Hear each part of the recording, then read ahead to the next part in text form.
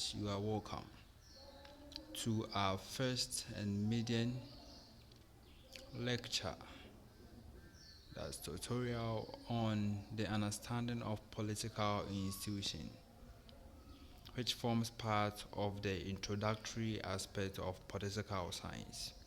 Now, this course is basically for all political science students in the various universities in Ghana, the various senior high school students who have the desire of studying political science, and any other student who wishes and has the will and then tools to study law as well.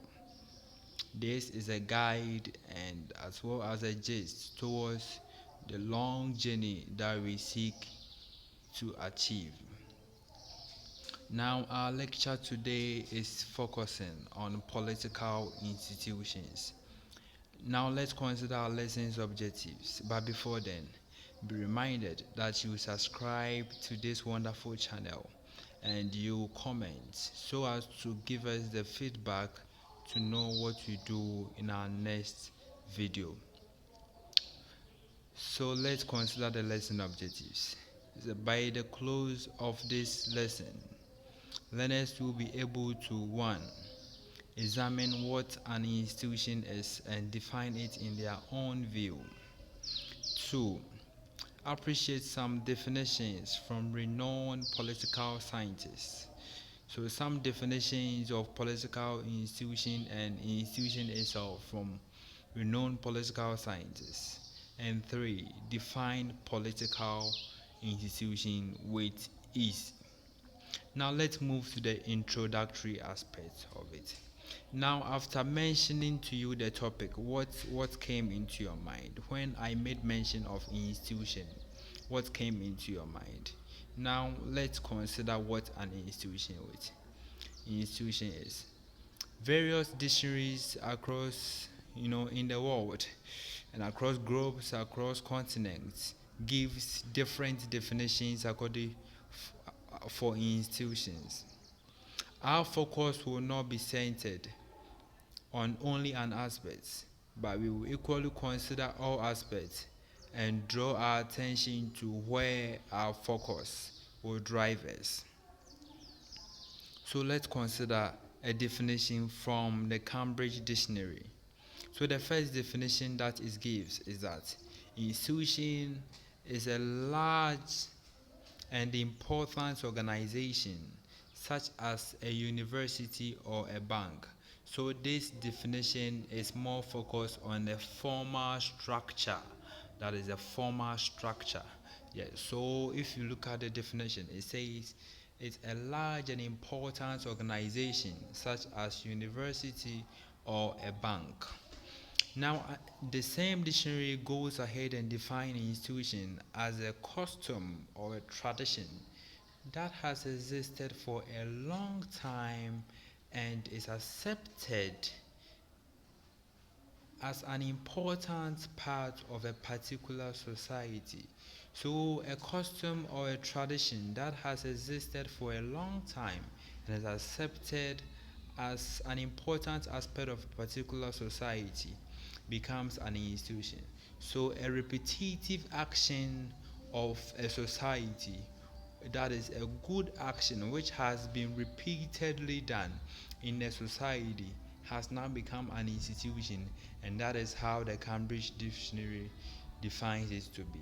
Now, according to Smith and Preston, they affirm the definition that institution is a costume. They say that institution develop as a way of dealing with society's concern.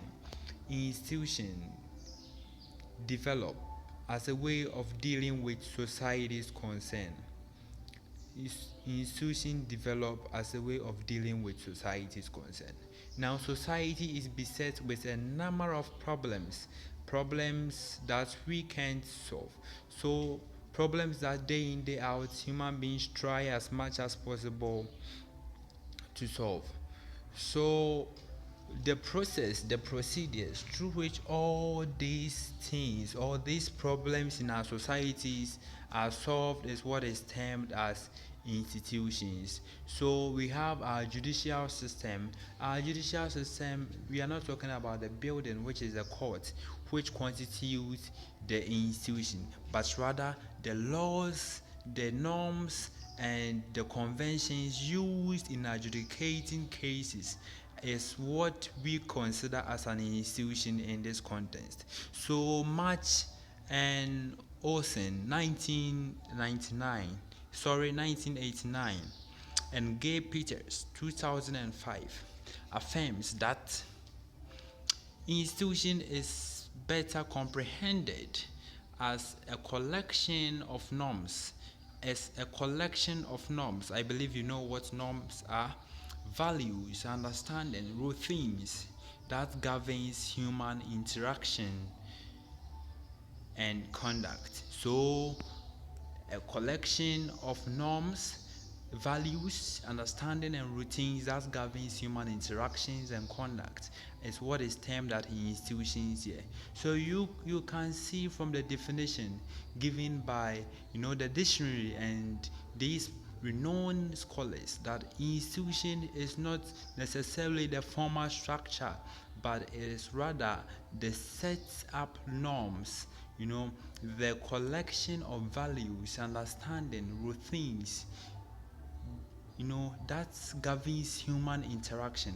Because you must acknowledge that human being is not an island. We live in a society with group of people, and hence, once human being live without law, there will be chaos because we have differences naturally. We have differences in our individual personalities. Hence, your like might conflict with that of mine. So we must set up a system that will put all of us on a scale, and that becomes an institution. So such law that will ensure that we conduct ourselves as expected is what we call institution. So Bertrand Russell described Immanuel Kant's as a social institution, and this was due to Immanuel Kant's repetitive action.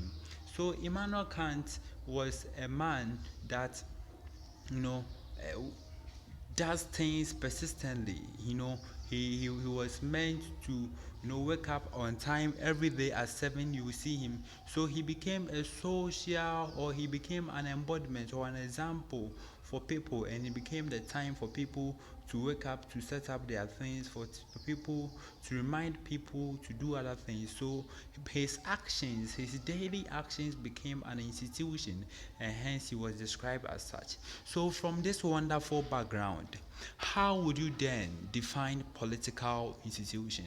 So let's move to the concept political institution. We have comprehended institution. We have looked at the various aspects of it.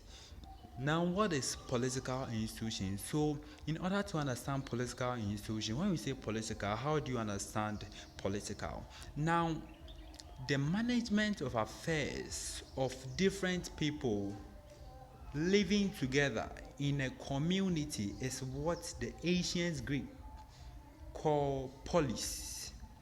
And it is from this polis that politics drives its origin. I take it again. The management of affairs of different people living together in a community is what the ancient Greek called polis, and from which politics drives its origin. So politics is derived from